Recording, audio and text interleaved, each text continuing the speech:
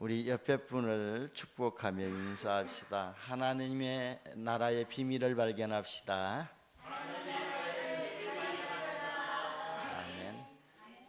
하나님 나라의 비밀은 영적 비밀이기 때문에 민감한 사람만이 깨달을 수 있고 느낄 수가 있습니다. 그래서 오늘 또 9절에 보면은 뭐라고 말씀하셨지요? 또 이르시되 들을 귀 있는 자들은 들으라 이렇게 말씀했습니다. 그래서 우리는 하나님의 말씀을 들을 때마다 하나님께서 우리에게 주시고자 하는 말씀이 들려질 수 있도록 좀 집중해야 되고, 세밀한 음성 중에서 하나님의 말씀이 우리 안에 각인되어지는 이런 응답을 받아야 될 줄 봅니다. 오늘 좀 찬양이 좀 힘이 있죠. 그래서 우리 지금 장로님 밖에 나가고 안 계시는데, 우리 장로님은 좀 결단하고 이렇게 또 여기 반주에 빠지지 않도록 좀 결단하시고 인도받았으면 좋겠습니다. 이처럼 우리가 진짜 우리의 몸을 하나님 앞에 산제사로 드린다는 것이 너무나도 중요하고, 하나님은 그 예배를 기뻐 받으실 것입니다. 사람들이 길을 잘못 찾으면 오늘 왜 이리 재수가 없나 하고 이렇게 불평하지 않아요. 이렇게 많은 사람들도 있고, 또 그것은 사실 재수가 없는 것이 아니라 길을 잘 몰랐거나, 또 우리가 뇌베개를 이렇게 또 틀었지만 안내를 잘못 받아서 그런 거잖아요. 우리가 신앙생활도 이와 같이 할 때가 있습니다. 저와 여러분의 신앙생활은요, 열심히 하는 것보다도 더 중요한 것은 하나님의 말씀을 정확하게 이해하고 그 말씀을 믿어야 됩니다. 그런데 대부분의 사람들이요, 이 부분에서 실수하고 있잖아요. 그만큼 하나님의 말씀은 중요하다는 겁니다. 여러분, 사람의 말도 중요하지만 사람의 말도요, 위력이 있기 때문에 더더욱이 우리 믿는 사람들의 말에는요, 능력이 있거든요. 그렇기 때문에 진짜 자녀들을 축복하는 말을 하시기를 바랍니다. 저주하는 말을 하게 되면 자녀들에게 저주가 그대로 내려가기 때문에, 저와 여러분은 영권이 있고 능력 있는 말이기 때문에 자녀들 늘 축복하고 자녀들에게 늘 긍정적인 말을 할 때에 그 말이 그대로 성취되게 될 줄 봅니다.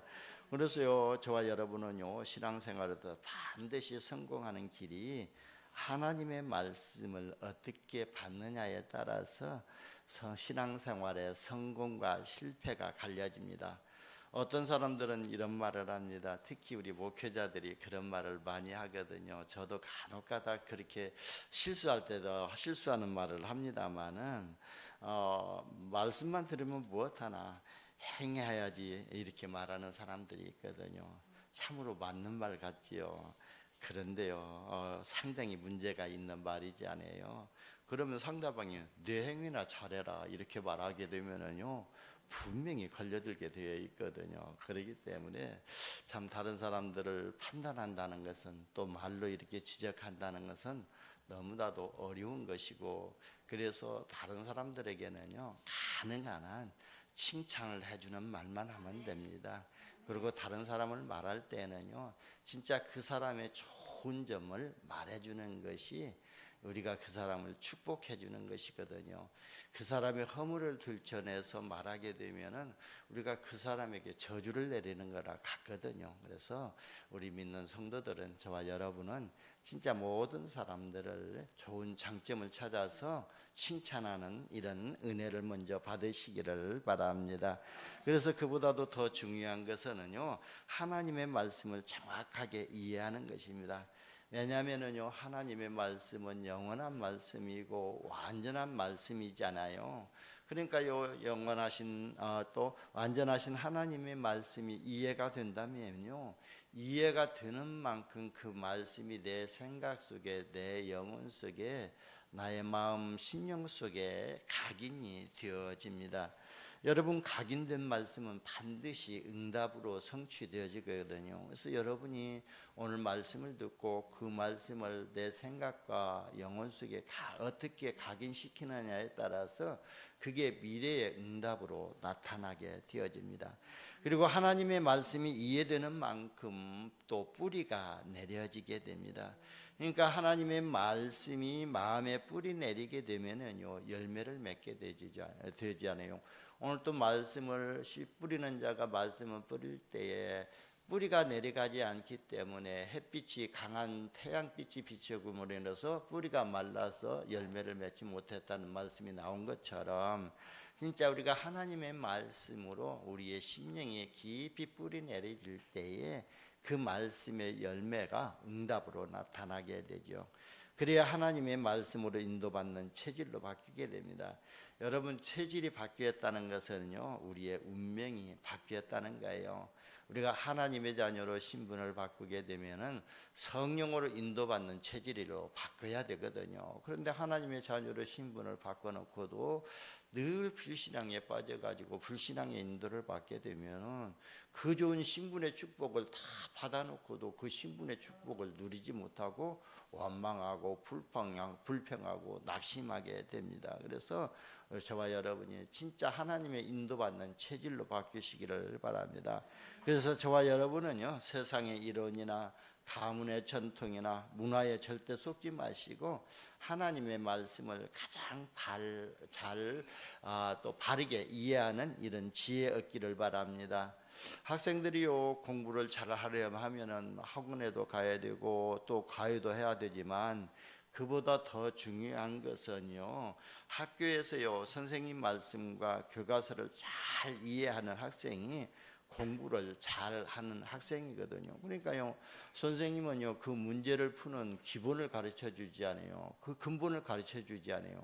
그 근본만 알게 되면은 그 공식만 알게 되면은 그 문제가 어디서 어떻게 이렇게 또 나온다 할지라도 다 적용해 가지고 풀 수가 있지 않아요. 그런 것처럼 학교에서요 선생님 말씀과 교과서를 잘 이해하게 되면은 과외 한 번 하지 않아도요 수능에 만점 맞는 그 학생이 있더라고요. 그런 것처럼 그 학생이 또 공부에 성공한 것처럼 우리가 예배 때마다 하나님의 세미한 음성을 듣는 이런 말씀에 집중이 되어질 때에 신앙생활에 승리하게 될 줄 봅니다. 그래서 오늘 말씀 속에서 그리스도의 비밀을 발견하시기를 예수님의 이름으로 축원합니다. 첫 번째 하나님의 말씀은요 분명히 성취되는 말씀이잖아요. 그래서 성경에는요 약 400개 정도 성취될 언약을 주셨는데요. 한 가지 언약만 빼고는 다 성취되었잖아요. 그 한 가지 언약이 뭐죠? 바로 사도행전에 나타났던 11절에 나타난 재림주로 오시기로 약속하셨는데 아직 예수님이 재림주로 심판주로 나타나시지 않았습니다. 그 약속만 빼고는요 다 성취가 됐거든요. 그러니까 창세기 3장 15절에 여자의 후손 즉 저와 여러분의 원죄 문제와 인간의 근본 문제를 해결하실 메시아를 보내시겠다고 말씀하셨는데요. 그 언약이요 마태복음 1장 1절을 18절에 23절에 보면은요 요셉과 마리아가 이렇게 정혼을 했잖아요. 근데 요셉과 마리아가 정혼을 하고도 동침을 하지 않았는데 함께 자지 않았는데 마리아에게서 잉태가 됐어요. 그러니까 마리아가 요셉이요 마리아 내가 참 마리아하고 함께 동침한 일이 없는데 마리아에게서 이렇게 잉태가 돼가지고 배가 불러오니까요 요셉이 조용히 끊고자 했었잖아요. 그러니까 성령께서 요셉에게 나타나셔가지고 내 아내 마리아 데려오기를 두려워하지 말라. 내 아내 마리아에게서 잉태된 것은 성령으로 된 것이다. 이렇게 말씀하시면서 그에게서 아들을 낳을 것인데 그 이름을 또 예수라 하라. 그랬잖아요. 그러니까 이 예수라는 이름의 뜻까지도 말씀해 주셨잖아요. 이 예수라는 이름의 뜻이 자기 백성을 저희 죄에서 구원할 자라는 그 이름의 뜻을 가진 자라고 말씀하셨습니다. 그러니까 창세기 15절에 3장 15절에 예언됐던 그 말씀이 마태복음 1장 18절에서 23절에 성취됐습니다.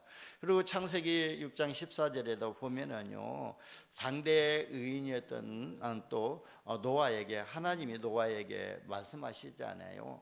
그때 네피림이 왜고 그래가지고 하나님을 떠나서 사람과 사람 사이에 이렇게 막 범죄가 이렇게 죄악이 관영하다 보니까 하나님이 그 시대를 물로 심판하시려고 하기 전에 노아를 찾아가셔서 노아에게 말씀하십니다. 너는 고페르나무, 즉 잣나무죠. 그래서 고페르나무로 너를 위하여 방주를 만들되 그 안에 칸들을 막고 역청을 그 안팎에 칠하라 하시면서요, 방주의 정확한 설계 도면까지도 이렇게 또 노아에게 주시면서 하시는 말씀이, 너와는 내가 내 언약을 세우리니 너는 내 아들들과 내 아들들의 내 며느리들과 함께 방주로 들어가고 생명을 보존하게 하라고 그랬잖아요. 그러면서 또 모든 생물을 너는 각기 암수 한 쌍씩 이렇게 방주로 이끌어들여서 너와 함께 생명을 보존하라고 그랬습니다. 그 언약의 말씀은요, 노아가 100년 동안 또 산에서 이렇게 그 무슨 산인가, 아라산인가, 거기에서 방주를 만들었잖아요.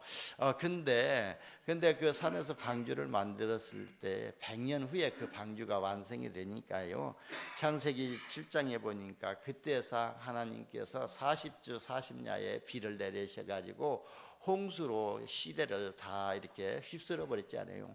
그러니까 이 시대에 노아처럼요 갑부가 없습니다. 그러니까 전 우주 이 시대가요 전부 다 세계가 노아의 땅이 됐잖아요. 그런데 저와 여러분은 노아에게 또 상속도 받지 않았는데 땅을 가지고 있고 다른 그렇지 않아요. 그런 것처럼 그때 이 노아처럼 부자가 없었을 것입니다.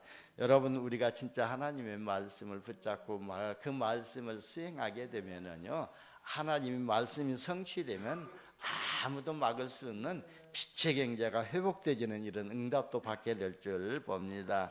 그리고 이 창세기 15장은 우리가 신학적으로 햇불 언약이라고 하는데요, 아브라함이 하나님께 원망하잖아요. 하나님께서 내게 이렇게 자녀를 주지 않았기 때문에 내가 지금 이렇게 몸종에게서 난 그 자녀를 나의 상속자로 하겠다고, 길리언 자를 상속자로 하겠다고 하니까요, 뭐라고 합니까? 하나님이요 아브라함에게 그 사람이 내 상속자가 아니라 내 몸에서 날 자가 상속자가 될 것이라고 하면서 아브라함을 이끌고 밖으로 나가서 하늘을 우러보게 하시면서 네가 저 별을 셀 수 있느냐 한번 세어보라 하면서 셀 수 있나 보라 하고 하시면서 내 자손이 이와 같으리라고 하니까요, 아브라함이 하나님의 말씀을 믿으니까요, 하나님께서 아브라함을 하나님의 의로 여기셨다고 그랬습니다. 그리고 하나님께서 아브라함에게 말씀하시잖아요. 너는 나를 위하여 3년 된 암소 한 마리와 또 3년 된 암염소와 3년 된 수양과 산비둘기와 집비둘기를 새끼를 가져오라고 그랬습니다. 그걸 통해 가지고 이제 좀 하나님과 아브라함과의 절대 변하지 않는 언약을 맺자는 거예요. 약속을 하자는 거예요. 그때 그 아브라함 시대 때는요, 이렇게 언약을 맺을 때에 짐승을 떠가지고요, 이렇게 반절로 딱 짜게 가지고 반절로 짜게 해서 이렇게 놓으면서요, 그래가지고 그 가운데를 지나가면서 약속을 합니다. 그러면은요, 만약에 이 두 사람 중에 약속을 이렇게 어긴다면은 이 짐승처럼 그 사람도 쪼개겠다는 그런 의미를 가지고 약속을 하거든요. 언약을 맺거든요. 그걸 보고 이제 햇불 언약이라고 했는데, 아브라함이요 진짜 하나님의 지시대로 그 모든 짐승들을 다 갖다가 이렇게 각을 떠가지고 해서 다 이제 하나님과 언약식을 하기 위해서 다 했는데, 새는 아주 적지 않아요. 비둘기는 적지 않아요. 그러니까 그건 뜨지 이렇게 가리지 않았다는 거예요. 그러니까 아브라함이요 그렇게 해놓고 이제 하나님이 나타나시기만을 기다리고 있는데, 하나님은요 이 아브라함이 실수를 하시고 네가 언제 이 새를 빨리 쪼개라 하시면서 기다리고 계시는 거예요. 그런데도 이 아브라함이 그냥 그걸 깨닫지 못하고 졸고 있다가는 결국은 또 큰 흑암과 두려움이 이렇게 아브라함에게 임하고 해질 무렵쯤 해가지고 안 되겠다 하면서 이제 하나님이 아브라함에게 나타나신 것입니다. 그래서 너는 반드시 알라. 내 자손이 이방에서 객이 되어 그들을 섬기겠고 그들은 400년 동안 내 자손들을 괴롭히느니 그들이 섬기는 나라를 내가 징벌할 것이다 그랬습니다. 그 후에 400년 후에 내 후손들이 또 애굽으로 돌아와서 또 너희가 아브라함 또 어디까지요? 유브라데까지 이렇게 줄 것이니까 내 후대들이 이렇게 해서 또 그 땅을 받을 것을 약속하셨잖아요. 그 약속이요 400년 후에 요셉을 통해서 이루어졌지 않아요. 그런 것처럼 하나님의 말씀은요 이렇게 분명히 성취되는 말씀이거든요. 그래서 저와 여러분이 하나님의 말씀을 받을 때에 아무리 작은 말씀이라도 하찮은 말씀이라도 진짜 마음에 새기시면서요 또 성취될 응답으로 받으시기를 바랍니다. 여러분 이처럼 하나님의 말씀은요 분명히 성취되는데 하나님의 말씀을 안 듣고 귀신 들린 점쟁이 말을 듣는 시대마다 다 멸망을 했거든요. 그리고요 교회사나 세계사를 보면은 사람의 말에 귀를 기르면서 하나님의 말씀을 안 듣는 시대가 분명히 멸망을 했거든요. 그러니까요 사사를 보내고 선지자들을 보냈는데 사사나 선지자들 제사장들의 말을 듣지 아니하고 자기의 소견대로 행할 때에 그 시대를 하나님은 암흑 시대로 만들어 버렸던 것입니다. 그 말씀이 끊겨진 시대가 바로 암흑기인데요 그때가 멸망의 시대였던 것입니다. 여러분 하나님의 말씀을 대할 때에 오늘 본문에서 네 종류의 마음밭이 있다고 예수님이 말씀하셨는데요 교회 안에서는요 세 종류로 이렇게 나뉘게 됩니다. 그 무슨 제가 뭐 기준이 있냐 이렇게 따지면요 기준은 없습니다만은 되게 그렇게 신앙생활을 하더라고요. 그러니까요 교회만 다니고 예배와 말씀을 무시하고 예배에 실패하는 성도가 있습니다. 여러분 예배의 실패는요 모든 것의 실패의 원인이 된다는 것을 아셔야 될 줄 봅니다. 왜냐하면은요 예배에 실패하면은요 하나님의 계획을 발견하지 못하게 되고 그러면요 계속 문제가 발생을 하게 됩니다. 그래서 말씀을 못 받는 사람은요 결국 실패하게 됩니다. 저와 여러분은요 예배에 성공하시기를 예수님의 이름으로 축원합니다.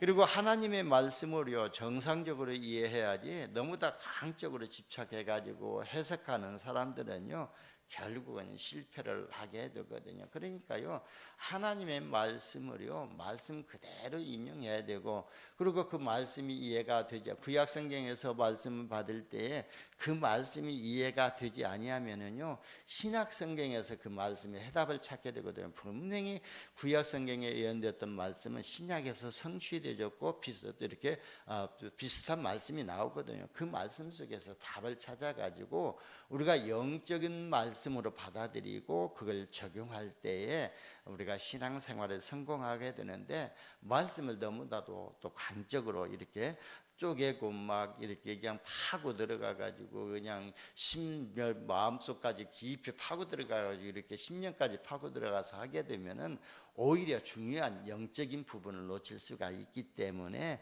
우리는 말씀을 하나님의 음성으로 듣고 영적인 말씀으로 들어야 될 줄 봅니다.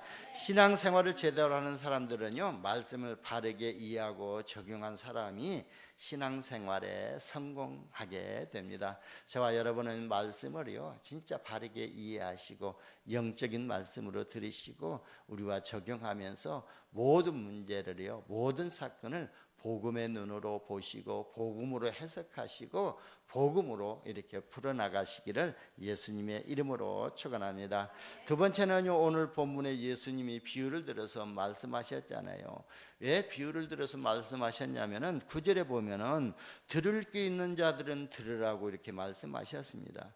그러니까요 하나님 나라의 비밀을요 예수님이 비유로 설명하신 이유가 있잖아요.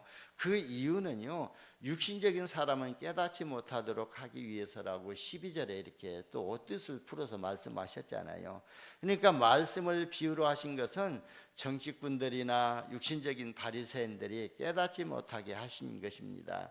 그뿐만 아니라요, 15절에 보면은요, 그렇게 정치꾼들이나 또 바리새인들이 말씀을 받게 되면은 마귀가 그 말씀을 빼앗아가 버린다고, 흔적도 없이 하겠다고 이렇게 말씀하셨잖아요.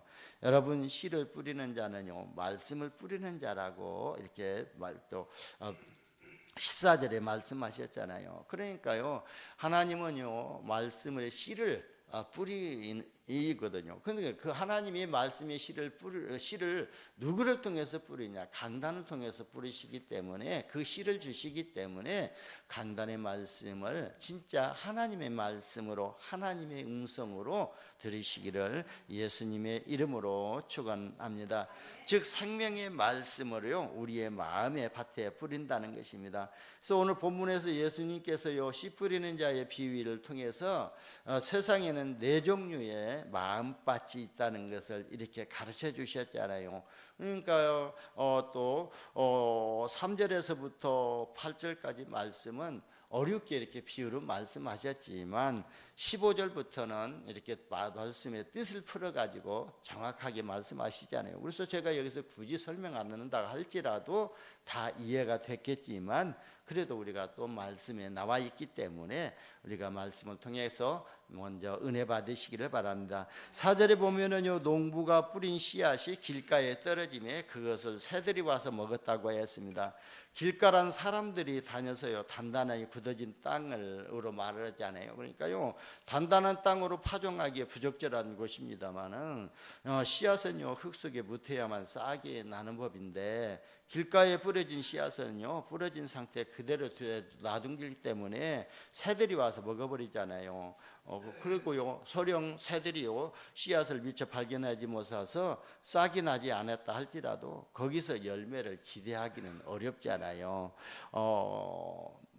요한복음에도 보게 되면은요, 한 알의 밀이 땅에 떨어져서 열매를 내려면은 흙 속에 묻혀서 죽어야만 가능하다고 말씀했잖아요. 그렇지 않으면 한 알 그대로 있고, 그대로 있게 되면은 있는 것이 자연 법칙이라고 그랬습니다. 그러니까 씨가 땅에 떨어 가지고 그게 그 씨가 썩어서 발화가 되어 가지고 싹이 나였을 때에 30배, 60배, 100배의 열매를 맺는데 한 알 그대로 있으면, 썩지 않으면 그대로 있는 거라는 것입니다. 그게 자연의 법칙이라고 요한복음 12장 24절에서 예수님께서 말씀하셨잖아요. 물론 농부가 크게 단단한 길가에 씨를 뿌리는 일은 없습니다.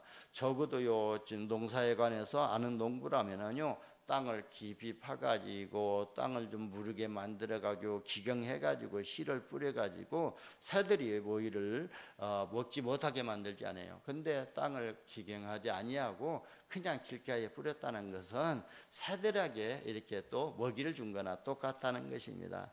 그러니까 이런 길가와 같은 마음밭이란 사람들의 발길이 잦은 단단한 길가처럼 수많은 철학이나 그 다음에 또 수많은 이론이나 또 기타 또 가정에 내려오는 유전이나 때문에 힘이 교만해져 있어 단단히 굳어진 마음밭을 얘기하고 있는 것입니다. 이런 심령에는요, 말씀이 전해지면 아무런 반응을 하지 않고 무관심하면서 냉담하기 때문에 악한 사단이 직가점적으로 역사해서 그 사람의 심령에서 말씀의 씨앗을 흔적조차 없이 제거해버린다고 오늘 본문 15절에서 말씀하셨습니다. 여러분, 복음 전도도 또 같다고 봅니다. 그러니까 복음을 전하는 사람이요, 최선을 다하고 복음을 전할지라도 마음이 길가와 같은 사람들은요, 복음의 말씀을 받아들이지 않습니다. 그런데 마음이 길가와 같이 강팍해지는 것은요, 대개 그들의 마음을 지배하는 전통과 고정관념 때문이라고 봅니다. 예수님 당시 유대 지도자들이 바로 그런 고정관념으로 마음이 길가같이 되었던 사람들입니다. 그래서 그들을 지배하는 것은 하나님의 말씀이나 계명이 아니라 조상들의 유전이라고 예수님께서 마태복음 15장 3절에서 지적했거든요. 그러니까 너희는 어찌하여 너희의 전통으로 하나님의 계명을 범하느냐 이렇게 지적했잖아요. 그러니까 유대 지도자들이요 예수 그리스도를 배척하게 된 가장 큰 이유는 그들의 전통 때문이라고 예수님이 지적을 했던 것입니다. 그러니까 이와 같이요 우리가 이 복음을 전해도 진짜 복음을 받지 않는 사람들은 가정에 들어도 이렇게 내려오는 자기들의 문화 전통 때문에 복음을 받지 아니하거든요. 그래서 지난주에 제가 또 이렇게 좀 아파지게 좀 독감에 걸렸었잖아요. 그래서 여러분이 기도해 주시고 염려해 주시고 또 힘주셔서요 이렇게 빨리 나았고 이렇게 나왔습니다. 그래서 목요일 날 좀 몸이 좀 가볍고 해가지고 시간이 좀 있어가지고 우리 카렌다하고 또 중직자 편지하고 한 가정을 찾아갔습니다. 그 가정을 찾아갔더니 그 가정의 어르신이 그러더라고. 어르신 안녕하세요. 잘 지내셨죠? 건강하세요? 그랬더니 하신 말씀이래요. 제가 다른 말 물어보지 않았거든요. 그랬더니 이제 나이가 먹었기 때문에 80이 넘었기 때문에 나이가 먹어서 임종해야 될 시기가 가까우니까 이제 임종에 대한 이제 준비를 해야 되겠다는 거예요. 그러면서 한번 교회를 찾아가겠다는 거예요. 그래서 제가 또 그때 독감이 완전히 낫지 않았기 때문에 가정 방으로 이렇게 들어가지는 못할 것 같고 그래가지고 다음에 한번 더 찾아뵐게요. 그래서 이제 복음 전하려고 그럽니다. 그래서 교회 오시기 전에 먼저 예수를 그리스도를 알고 믿고 영접하고 물론 하나님의 자녀가 되고 교회에 오는 것도 좋겠죠. 그래서 물론 그분이 어렸을 때에 중학교 다닐 때에 예수님을 알고 믿었다는 거예요. 그래서 자기 그 시절에 6.25 때 그 시절에 서울에서 피난 온 분들이 하효 지역에 살았는데요. 목사님과 목사님 가정들이 와가지고 이 효돈 지역에 살았대요. 그래가지고 목사님 자녀들이 자기들을 그 우리 효돈 학생들을 이렇게 지도할 때에 이렇게 뭡니까 이렇게 또 개인 교수 이제 지도를 할 때에 그 자녀들이 이렇게 영어도 가르쳐주고 수학도 가르쳐주고 그랬대요. 그래가지고 예수를 믿었대요. 그런데 예수를 믿는데 이제 중간에요 함석헌 씨 무교회주의가 들어갔더라고요. 그 사상이 들어갔더라고요. 함석헌 씨가 쓴 CRF 소리인가 그런 것들을 많이 읽으셨더라고요. 그래가지고 이제 교회를 안 나가시게 되었던 것 같은데 그래도 그분이 그런 마음이 있었기 때문에 예수를 믿기로 또 하나님 교회 나가기로 이렇게 마음 먹고 계시는 것 같아요. 그래서 여러분 그 가정을 위해서 기도해 주시면 감사하겠습니다. 이와 같이요 고정관념은 신앙이나 인생에 있어서도요 도움을 주지 못합니다. 그것은요 도리어 신앙생활에 큰 암초와 같은 것이 됩니다. 그래서 저와 여러분은요 이런 고정관념이나 선입견을 버려야 합니다. 우리는요 진리와 하나님의 말씀 앞에서 단순해져야 되거든요. 복잡해지면요 어려워요. 그러니까 우리가 복음 전하는 것도요 단순하게 전해야 간단하게 예수를 영접하게 되거든요. 그런데 우리가 꼭 논리적으로 막 1시간 이렇게 막 이 복음을 전해야만이 구체적으로 전했기 때문에 그 사람에게 뿌리가 이렇게 들어갔을 거라고 생각하는데 그게 아니거든요. 분명히 간단하게 전하는 것 같지만 핵심적인 복음 구절만 말하게 되면요 성령께서 역사하셔가지고 또 구원의 비밀을 알게 하십니다. 그래서 저와 여러분 이런 고정관념이나 선입견을 버리고 우리는 하나님의 진리 앞에 말씀 앞에 단순해지시기를 바랍니다. 그래서 원색적인 복음과 하나님의 말씀을 그대로 받아들일 수가 있어야 됩니다. 그러니까 하나님의 말씀하시는 것은요 부모님이 말씀을 듣는 어린아이와 같은 심령으로 수용해야 된다는 거예요. 어린아이들이요 부모님 말씀 들을 때요 눈을 조롱조롱 어머니 부모님의 얼굴만 바라보고 입만 바라보지 않아요. 그런 심령으로 하나님의 말씀을 수용해야 된다는 거예요. 그래서 저와 여러분은 하나님의 말씀을 항상 들을 때에 설레인 마음으로 듣고 그 말씀이 성취되고 열매 맺는 신앙생활이 되시기를 예수님의 이름으로 축원합니다. 둘째는요 돌밭 같은 마음밭이라고 그랬습니다. 돌밭이란 돌이 많은 밭이 아니라 바위층 위에 흙이 얇게 깔린 밭을 의미하고 있습니다. 이러한 밭에 씨가 떨어지면은요 지열로 인해서 싹이 빨리 나오기는 합니다. 하지만요 뿌리가 깊이 내릴 수가 있기 때문에 뜨거운 햇빛이 비치게 되면은 말라 죽게 되잖아요. 그래서 돌밭과 같은 마음이란 매우 감정적이고 경박하며 심지가 굳지 못하는 마음을 가리키는 것이거든요. 그래서 이러한 마음을 가진 사람들은 말씀을 들을 때는요 가장 감동하는 듯 하면서요 듣지 않아요. 그러면서 내가 말씀으로 큰 은혜를 받았다고 하면서 날뛰고 막 이렇게 다른 사람한테 말하는 것 같은데 그게 말씀의 뿌리가 내려졌기 아니했기 때문에 박해가 임할 때면은 예의 없이 좋은 신앙의 상태를 지속적으로 유지하지 못하고 신앙을 저버리고 결국 굳센 믿음의 사람도 결국은 믿음의 사람이 될 수밖에 없다는 거예요. 그래서 저는요 이 말씀을 생각하면서 그렇다. 처음에는요 예수 그리스도 한 분이면 내 인생의 모든 문제 다 끝났다고 하면서 날뛰고 막 그걸 가지고 이제 강의도 했던 그런 분들이 조금 환란이 딱 오니까요 언제 그랬냐 듯이 딱 배반하고 돌아서는데요 그걸 보면서 진짜 이 신앙의 뿌리가 참 무섭구나. 어떤 말씀에 신앙의 뿌리를 내리느냐 그게 참 중요하구나 하는 것을 보았습니다. 셋째는요 가시밭 같은 마음밭이라고 그랬습니다. 가시밭은요 토양 자체는 비옥하기 때문에 그 밭에서 번식할 능력이 강한 가시나무가 넝쿨져가 있기 때문에 이러한 가시밭에서는요 씨앗이 제대로 자랄 수가 없잖아요.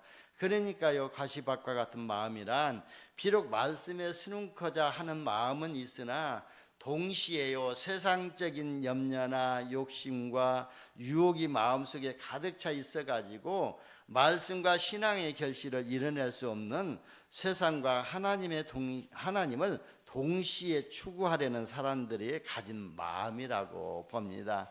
그리고요 넷째는요 좋은 땅 같은 마음밭입니다. 좋은 땅이라니요 앞서 세 종류의 마음과 밭이 지닌 단점들이 하나도 없다는 거예요. 그래서 옥토로서 영적으로는요 하나님의 말씀을 순수하게 받아들이면서 또 그것을 방해할 만한 아무런 장애도 없는 복된 마음이 옥토라는 거예요. 그래서요 이런 영적으로 이런 옥토가 있다는 겁니다. 그래서 실제로 이런 심령의 말씀이 씨앗이 뿌려지면은요 말씀은요 역동적으로 역사해서 그 심령으로 하여금 풍성한 신앙의 열매를 맺어가도록 함으로써 30배, 60배, 100배의 결실을 거둔다는 거예요. 그래서 여러분은요 진짜 옥토 같은 마음 가지고 하나님의 말씀을 받아서 그 말씀을 역동적인 능력을 가져가지고 30배, 60배, 100배의 열매를 거두는 이런 신앙생활이 되시기를 예수님의 이름으로 축원합니다. 그래서 저와 여러분은요 길가와 같은 교만한 마음과 또 마음밭과 또 돌과 같은 감정을 치우치는 마음밭과 그리고요 가시나무와 같이 세상의 염려와 재리의 유혹 등에 치우친 마음밭을 깊게 파가지고 기경해가지고 열매를 맺는 옥토가 되시기를 예수님의 이름으로 축원합니다. 세 번째는요 여러분 신자이든요 불신자이든요 하나님의 말씀을 들어야 또 받아야만이 영혼이 살아나고 범사가 잘 되고 강건하게 되어집니다.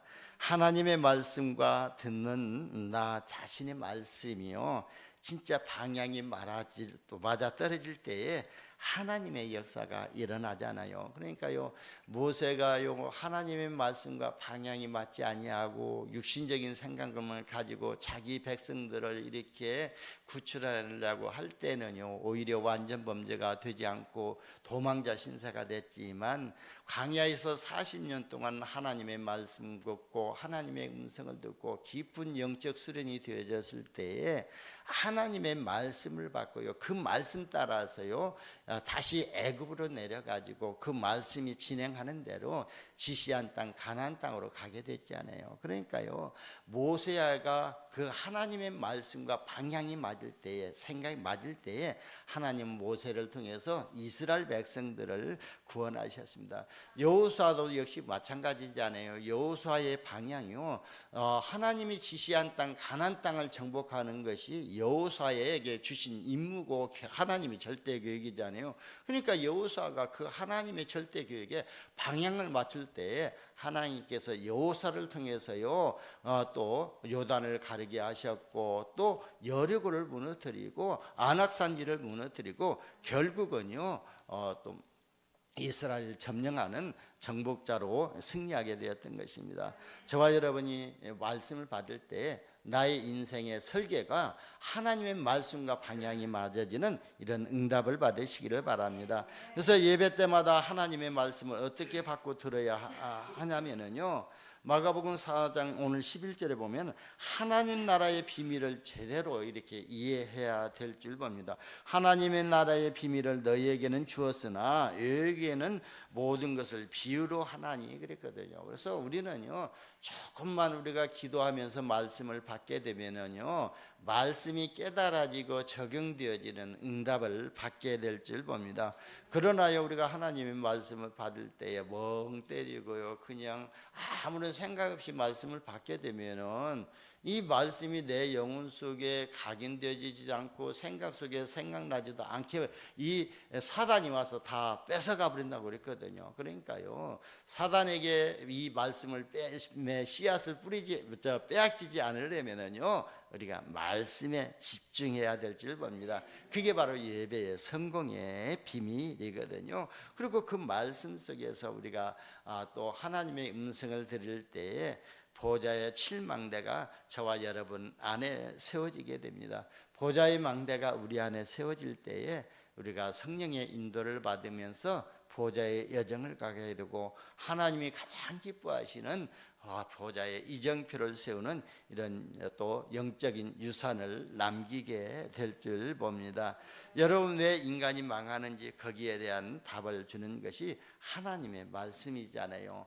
그러니까요, 하나님의 말씀이 성경은요, 인간들이 모르고 우상 숭배하고 종교에 빠져 있는데요, 거기에서 살 길을 주신 것이 바로 이 성경 66권입니다.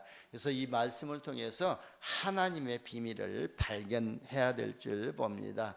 여러분, 결론 중에 결론입니다. 하나님 나라의 비밀은요, 발견하면 어떻게 되죠? 바로 성경을 읽고 그리스도를 발견하고 마음으로 믿으면요, 우리가 구원을 받고 하나님의 자녀가 되고 하나님 나라가 임하게 됩니다. 그래서 영접하는 자, 곧 그 이름을 믿는 자들에게는 하나님의 자녀가 되는 권세를 주셨다고 했잖아요. 근데 그 앞절에 9절에 보게 되면요, 바로요, 이 자기 땅에 오며 자기 백성이 영접하지 아니하였으나, 예수님이 자기 땅에 왔는데 자기 백성들이 예수님을 영접하지 아니했습니다. 그러니까요, 그래서 영접하는 자, 곧 그 이름을 믿는 자들에게는 하나님의 자녀가 되는 권세를 주셨으니 그랬거든요. 우리가 예수를 그리스도로 영접하는 그 순간 하나님의 성령이 우리 안에 임하게 되고 하나님의 나라가 임하게 되고 하나님의 성전으로 신분이 바뀌게 됩니다. 그래서 고린도전서 3장 16절에 너희가 하나님의 성전인 것과 하나님의 성령이 너희 안에 거하시는 것을 알지 못하느냐 그랬어요. 우리 안에 하나님의 성령이 보이지 않지만 우리는 분명히 하나님의 성전입니다. 여러분, 하나님의 성전인지를 누가 더 잘 알죠? 바로 요 귀신 들려서 점치는 점쟁이들을 찾아가면요, 여러분이 하나님의 성전이라는 것을 대박에 알아볼 것입니다. 저와 여러분은요, 누가 뭐라고 해도 하나님이 함께 하시는 하나님의 성전인 줄 믿으시기를 바랍니다. 그래서 구약과 신약 성경은요, 그리스도를 보내시겠다는 약속이고 그리스도가 오셨다는 증거입니다.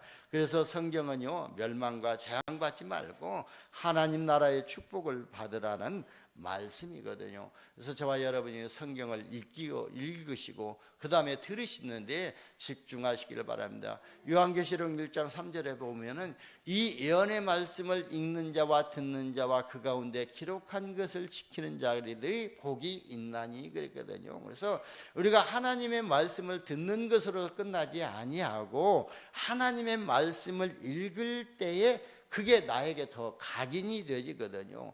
근데 저는요, 더 어느 때 각인이 되냐면 하나님의 말씀을 이렇게 손으로 기록하면서 읽을 때에 더 각인이 빨리 되더라고요. 그런 것처럼 저와 여러분이 어떻게든지 이 말씀이 나에게 각인되지게 하기 위해서 성경 한 구절 한 구절을 내가 오늘 각인시킬 말씀 구절이 있다면요, 그걸 적어가지고 기록하면서 또 말씀이 뿌리 내리고 각인되지는 이런 은혜를 받으시기를 바랍니다. 여러분, 하나님의 나라의 비밀은요, 교만한 자나 다른 생각 가진 자에게는 절대로 못 알아듣습니다. 그래서 저와 여러분은 모든 세상의 이론과 재리와 염려와 유혹에서 벗어나시기를 바랍니다. 그래야 하나님의 말씀이 들려지는 응답을 받게 됩니다. 하나님의 말씀이 들려지고 내 심령 속에 각인되어지고 뿌리 내리고 체질되면은요, 어떻게 되냐면은요, 개인 문제나 가정 문제, 산업의 문제를 해결하는 길이 바로 하나님의 말씀을 바르게 받고 그 말씀의 흐름 속으로 우리가 인도받는 것입니다. 모세가 하나님의 말씀을 언약으로 붙잡고 가는 모든 길에 하나님은 재앙과 저주, 사탄의 권세를 무너졌던 것처럼 저와 여러분이 하나님의 말씀이 성취되는 말씀의 흐름 속에 있을 때에 보이지 않는 흑암 저주의 세력이 무너지는 응답을 받게 될 줄 봅니다. 여러분, 하나님의 나라의 비밀은요, 정말로 복잡한 복음 전할 사람에게만 이렇게 듣게 되어 있습니다. 센다신은요, 복음 전할 전도자였잖아요. 그러니까요, 이 센다신이 자살하려고 누워 있는데요, 어느 날 이렇게 바람에 이 전도지 한 장이 날라와 가지고 이마에 붙었다는 거예요. 그래 가지고 그 전도지 한 장 딱 읽어보고, 수고하고 무거운 짐진 자들아 다 내게로 오라, 내가 너희를 쉬게 하리라.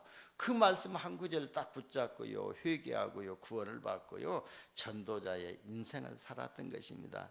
여러분, 저와 여러분요, 하나님의 말씀 한 구절 가지고 우리의 인생을 선 포인트 할 수 있는 그런 응답을 받으시기를, 은혜를 받으시기를 바랍니다. 결론 중에 결론 중이에요. 결론은요, 저와 여러분이 하나님의 말씀을 바르게 받을 때에 어떤 역사가 일어나게 되냐면요, 우리가 성령의 충만함을 받게 됩니다.